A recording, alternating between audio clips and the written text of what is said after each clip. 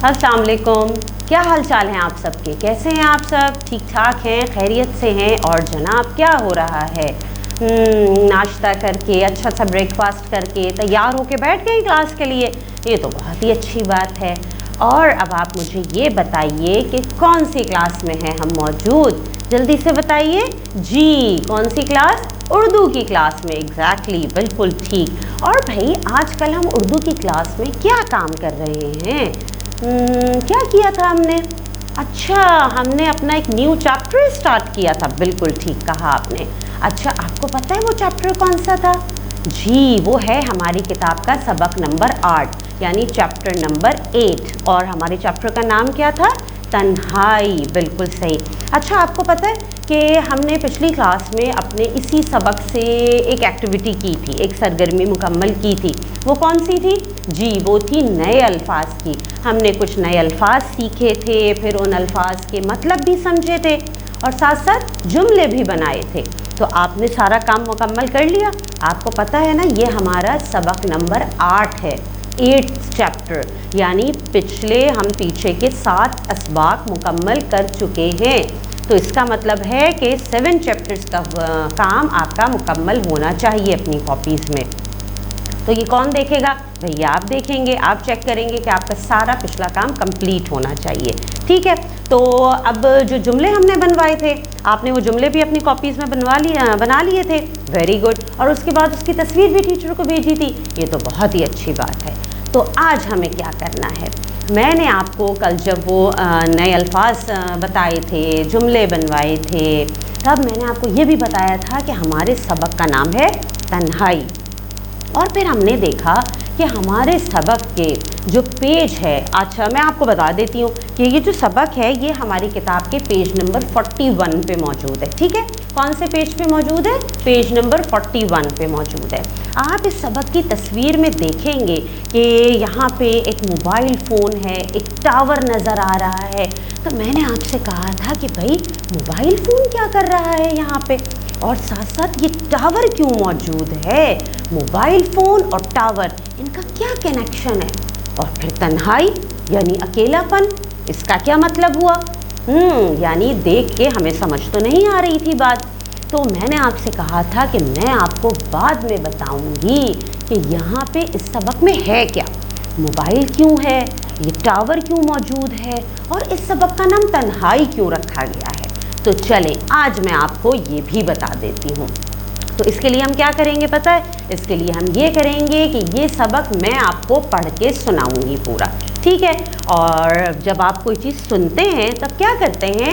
जी, book को कर दीजिए बंद, बिल्कुल स्ट्रेट होके बैठ जाइए, खामोशी से पूरी तवज्जो के साथ आप सुनेंगे जो मैं आपको बता रही हूँ। ठीक है, तो चलें आज मैं आपको बताती हूँ कि हमारे इस चैप्टर तन्हाई में है क्या, कहानी क्या है, हो क्या रहा है, कौन तन्हा है, कौन अकेला है, ये तो हमें पता चलेगा ये सबक पढ़ने के बाद। तो चलें सुनते हैं खामोशी से। अच्छा जी, तो हमारे सबक का नाम क्या है? तन्हाई। ठीक है, क्या नाम है? तन्हाई। भाई मोबाइल, आदाब। हमारा हाल भी ज़बान और कान वाला है। काम मिलकर करते हैं लेकिन एक दूसरे को देखा कभी नहीं। तुम जो भी आवाज़ पकड़ते हो वो मुझसे होकर तुम तक जाती है, मगर तुम शायद इस बात से लाइल्म हो। जिंदगी एक ही जगह खड़े गुजर रही है। मेरी तेज़ धूप हो या बर्फ़ जैसी हवा, मैं हर मौसम में खड़ा रहकर खुश आमदीद कहता हूँ। और पता है, इतनी ऊंचाई पर खड़ा हूँ कि अगर नीचे देखूँ तो चकरा कर गिरने का धड़का हरदम लगा रहता है। तुम तो शुक्र करो कि घर में सुकून से हो, और तुम्हारा ख्याल रखने वाले भी बहुत हैं। एक मैं कि जिंदगी अकेले जी कर गुजार रहा हूँ। तुम्हें तो तन्हाई का ज़रा भी एहसास नहीं होता होगा। अल्लाह करे तुम हमेशा ऐसी ही ज़िंदगी जियो। अब इजाज़त, کہ میرے کام کا وقت ہوا چاہتا ہے، فقط موبائل ٹاور۔ تو کیا سنا بھئی آپ نے؟ پتہ چلا آپ کو کہ کیا تھا یہاں پہ اس سبق میں؟ جی یہ ایک خط ہے، اور یہ خط کس کی طرف سے ہے؟ خط لکھا ہے موبائل ٹاور نے، اور کسے لکھا ہے؟ کس کے نام ہے؟ موبائل کے نام۔ اور اس خط میں موبائل ٹاور کیا کہہ رہا ہے؟ موبائل ٹاور یہ کہہ رہا ہے کہ بھائی میں تو تنہا اکیلا کھڑا رہتا ہوں، ایسے ہی اکیلے زندگی گزار رہا ہوں، جبکہ موبائل جو ہوتے ہیں ہمارے وہ کیا ہوتے ہیں بھائی؟ وہ تو گھر میں موجود ہوتے ہیں، ہم سب کے درمیان موجود ہوتے ہیں، یعنی موبائل جو ہے وہ اکیلا نہیں ہوتا، ٹھیک ہے، اسے تنہائی کا احساس نہیں ہوتا، اتنے سارے لوگوں کے بیچ میں موبائل موجود ہوتا ہے، لیکن ٹاور اکیلا کھڑا رہتا ہے۔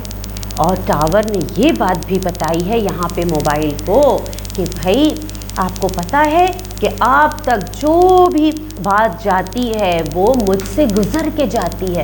آپ کو پتہ ہے ٹاورز لگے ہوئے ہوتے ہیں، ہمارا جو موبائل ہوتا ہے، بھائی میرا موبائل کہاں ہے میں آپ کو دکھاتی ہوں، یہ دیکھیں میرا موبائل ہے، ٹھیک ہے، اس موبائل میں اگر کوئی میسج آتا ہے، کوئی کال آتی ہے تو یہ ڈائریکٹ تو نہیں آتی، پتہ ہے آپ کو یہ کیسے آتی ہے؟ یہ ٹاور سے کنیکٹڈ ہوتا ہے، اس کی ریز آ رہی ہوتی ہیں ٹاور سے، تو ٹاور کی مدد سے ہی موبائل میں کالز اور میسیجز آ رہے ہوتے ہیں، یعنی ٹاور کا کام بہت ضروری ہے بیچ میں۔ تو ٹاور یہی بات بتا رہا ہے کہ موبائل کو تو شاید پتہ ہی نہیں کہ ٹاور سے گزر کے ساری چیزیں موبائل تک پہنچتی ہیں، اور موبائل تو گھر میں آرام سے رہتا ہے لوگوں کے بیچ میں، لیکن ٹاور اپنا کام بھی کر رہا ہے، لیکن اکیلے اور تنہا۔